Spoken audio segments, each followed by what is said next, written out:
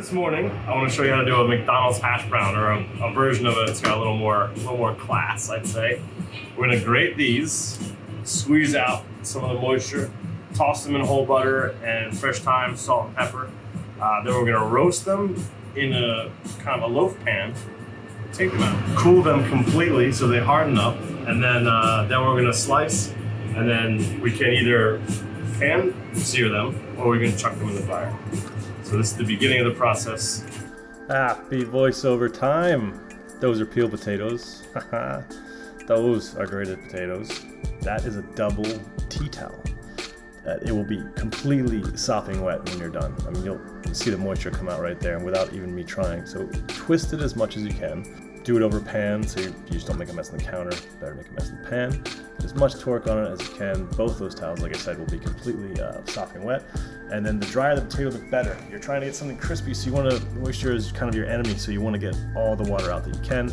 They will stay nice and fluffy, both now while they're raw, and then also when they're cooked. Nice and airy on the inside, and crispy on the outside.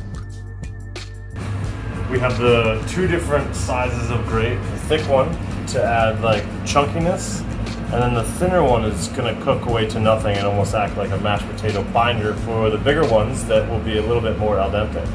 Chuck in some of this butter. You don't need a ton. You just need a thin layer around everything. Most of this actually comes out in the cooking, as you'll see later. Some nice fresh thyme. And you can do this in a bigger bowl.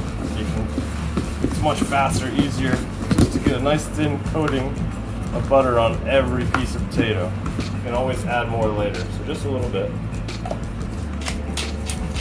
When we kind of slice these loaves, we can salt season each side like you would a steak or something else. All right, let's get these in the pans.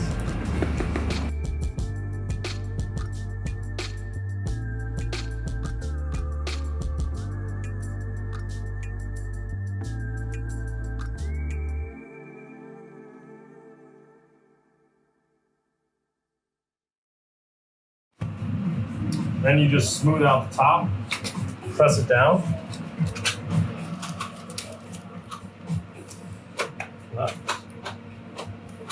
Just kind of get the flaps on there, the hefty, easy flaps.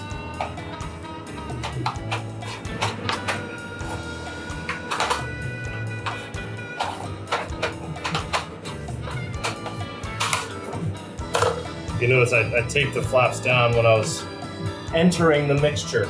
It's just easier. Boom. A little bit of weight, nice firm press. Weight, nice firm press. And we'll bake these just like this. I'll keep it nice, compact, uniform shape. Then we'll chill them completely. It's important that the butter gets hard again. Then we can slice it like bread. And they look just like McDonald's, but taste better. You hope so. Which is almost impossible. I love those things. So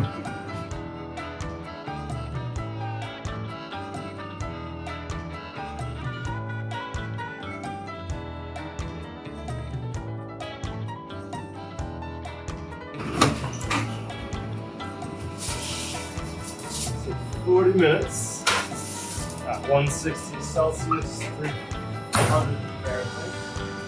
Now we'll just stick a knife in it and see how see if there's any resistance. You can see there's almost no color. Yes, that's good. 40 minutes. Chef tester. McDonald's. Yeah. We also are busy today. We have a delivery. Now, we're gonna chill these off. We have blast chiller, which is great because I need it for lunch. And then just slice like bread, sear in a pan, and eat. So these are obviously cool, I'm talking them. The reason we put the parchment in was just for ease of getting it in and out. It's a good little trick, works well for brownies, anything you've ever stuck to a pan, it's good if you put parchment in it. So, cut them as thick as you like. I like them a little thicker than Mickey D's. And then we're gonna kind of just cook them like a steak. We just and then we got good kind of pores. Looks good. It'll be nice.